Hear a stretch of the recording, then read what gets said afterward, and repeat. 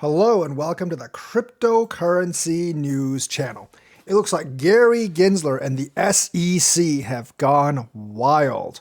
Now they're suggesting that retirement accounts that have crypto in them may be unregistered securities. Now, I'm pretty sure what this means is they're going to challenge what they actually admitted in court, that secondary sales are not securities, because I'm pretty sure all these retirement accounts that have cryptos on them will actually be bought from the secondary market. I highly doubt retirement funds would actually be bought from the primary market or an ICO. They're basically always bought on the aftermarket. So according to the SEC's own admission, they would not be securities, but I think they are going to back off on that, because if they actually truly admit that secondary sales aren't securities, then their power and jurisdiction would be a lot less than what it was before.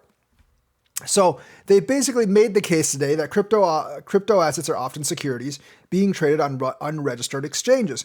But the thing is, since the thing with John Deaton and LBRY, they actually admitted that the judge actually said his ruling does not apply to coins traded on secondary markets like exchanges, so the SEC has no legal ground.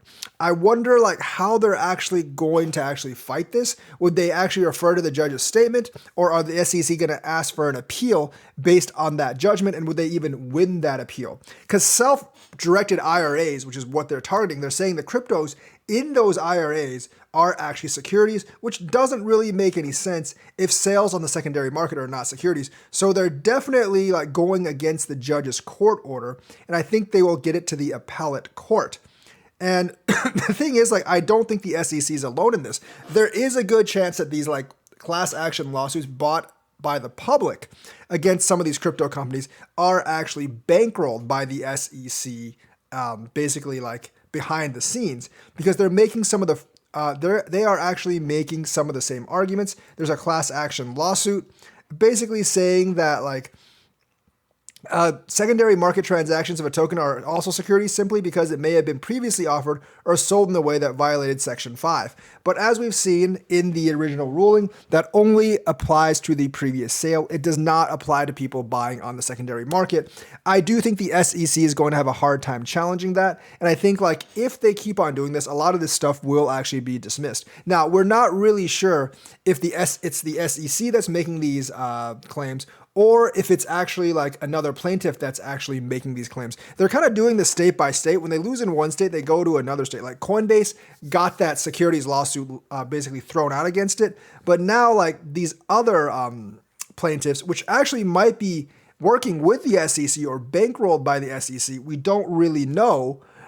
They could actually be working as agents that aren't directly connected with the agency, but kind of taking marching orders from the agency to try to bring down the crypto market or bring the crypto market into the SEC's jurisdiction. And they're trying to make this last as long as possible.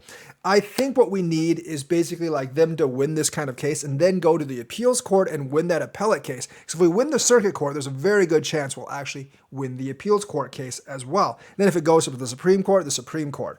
I'm not really sure. With the Supreme Court being conservative, I do actually think the Supreme Court would actually rule in the crypto company's favor. And the thing is, I think the appellate court would actually rule in the crypto company's favor as well, because I think they would just maintain the circuit judge's kind of ruling.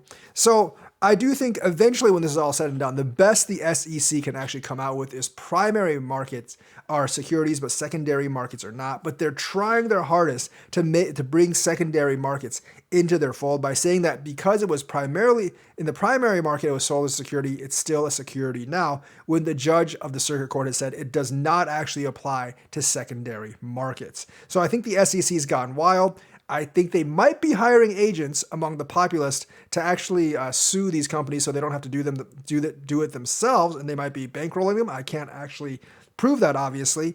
And they're basically trying in every single case in every single circuit. I don't think it'll actually turn out well for them. I think the courts and the lawsuits I think the judges are going to get tired of doing this. And I think like if eventually if they go to the appellate court, I think that will actually solve it once and for all. Now, if they lose the Ripple case, I think they just lose all these cases, which is like my first hope that they actually lose the Ripple case.